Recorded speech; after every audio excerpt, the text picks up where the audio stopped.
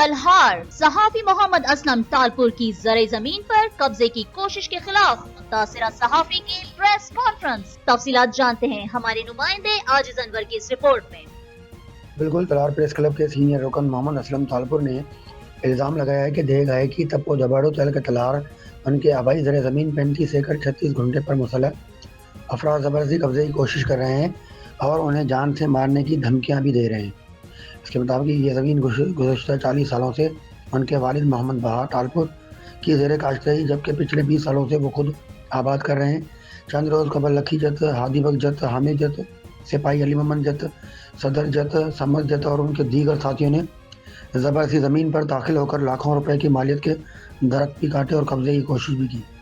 मोहम्मद असलम तालपुर का कहना है कि मुज़क्करा अफराद के खिलाफ राजोकरणी और तलार थानों में मुतअद्दा मुकदमात दर्ज किए जाए। उन्होंने मजीद बताया कि 24 अक्टूबर 2025 को मीर अलावा तालपुर ने इनकी शिकायत पर फैसला दिया, मगर मुलज़मान उस फैसले पर अमल नहीं कर रहे हैं। इन्होंने ज़िला इंतज़ामिया और पुलिस से मुतालबा किया है कि मुलव्वस अफराद के खिलाफ कार्रवाई करके ज़मीन से नाजायज़ कब्जा ख़त्म करवाया जाए।